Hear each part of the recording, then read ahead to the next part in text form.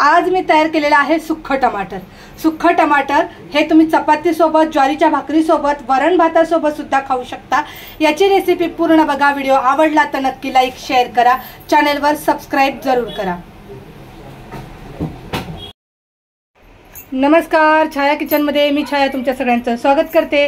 आज मी तुम्हाला सुक्खं टमाटर मस्त बनवून दाखवणार आहे। त्यासाठी हे मी पाव किलो टमाटर चिरून घेतलेले आहेत, मोठे मोठे तुकडे केलेले आहेत। बारीक कांदा चिरून घेतलेला आहे, शेंगदाणे खरपूस भाजून घेतलेले आहेत, कारळ खरपूस मस्त भाजून घेतलेले आहेत, लसूण आणि कोथिंबीर। आता हे सुक्खं टमाटर कसं बनवायचं याची रेसिपी पूर्ण बघा। व्हिडिओ आवडला तर नक्की लाईक करा, शेअर करा, चॅनलला सबस्क्राइब जरूर करा। कढई गरम करायला ठेवलेली आहे, तर कढईमध्ये आपण सर्वात प्रथम कांदा भाजून घेऊया। कढईमध्ये टाकूया पुरेसं तेल। तेल चांगलं कडक होऊ द्यायचं। तेल चांगलं कडक झालं की त्याच्यामध्ये बारीक चिरलेला कांदा घालायचा आणि कांदा मस्त असा गुलाबी रंगावरती फ्राय करून घ्यायचा आहे। म्हणजे सगळा कच्चा वास याचा गेला पाहिजे असा आपण हा कांदा फ्राय करून घेऊया।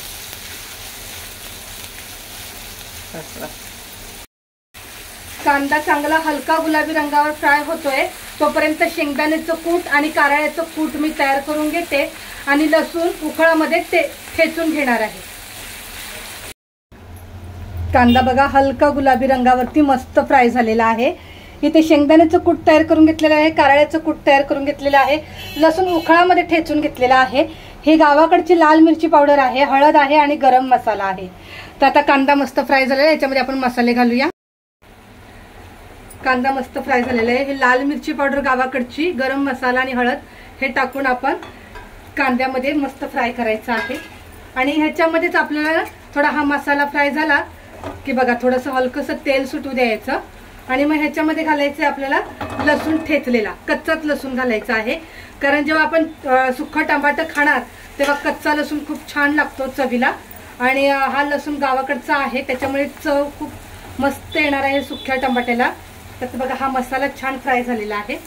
तर ह्याच्यामध्ये घालायचं आहे आपण टमाटर, थोडा फ्राय करून घ्यायचा आहे। खूप मस्त आणि खमंग असा वास यायला लागला। आता ह्याच्यामध्ये टाकायचं आहे टमाटर। टमाटर टाकून आपण हे मसाल्यामध्ये टमाटर फ्राय करायचं आहे आणि ह्याच्यामध्ये घालायचं आहे आपल्याला चवीनुसार मीठ। सेंद्रिय मीठ आहे हे, बीपीचा त्रास असल्यामुळे आम्ही हेच मीठ खातो आणि गावाकडच्या लाल मिरची पावडर मध्ये मीठ असतं त्याच्यामुळे हलकंसं आपलं चवीनुसार मीठ घालायचं। आता हे मस्त फ्राय केलेलं आहे मी। आता ह्याच्यावर आपण झाकण ठेवून वाफेवर शिजवून घेऊया। आता आपण एकदा सगळं व्यवस्थित मिक्स करून घ्यायचं आहे। वाफेवरती आपल्याला असं शिजवायचं आहे। ह्याच्यामध्ये घालायचं आता आपण शेंगदाण्याचं कूट आणि कारळ्याचं कूट हे टाकून आपण पूर्ण मिक्स करून घेऊया। एकजीव हे आता आपण सगळं टमाटर ह्याच्यामध्ये मसाल्यासहित आपण एकजीव करायचं आहे आणि ह्याच्यावर आपण झाकण ठेवायचं आहे। वाफेवरती आपल्याला सुक्खं टमाटर हे तयार करायचं आहे। झाकण ठेवून घेऊया। आपण आता परत एकदा झाकण काढायचं आणि परत एकदा आपण हे मिक्स करून घ्यायचं आणि परत एकदा झाकण ठेवायचं आहे। कारण असं आपण मिक्स करून घेतलं की व्यवस्थित छान असा सुक्खं टमाटर आपलं तयार होते।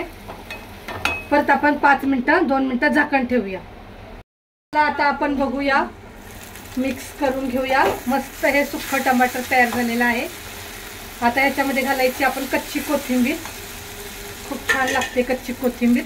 अशी कच्ची कोथिंबीर घालायची आणि एकदा मिक्स करून घ्यायचं म्हणजे कोथिंबीरचा वास मस्त त्या सुक्क्या टमाट्याला पोचतो। आता प्लेटमध्ये मी तुम्हाला काढून दाखवते। सुक्खं टमाटर मस्त तयार झालेलं आहे बघा।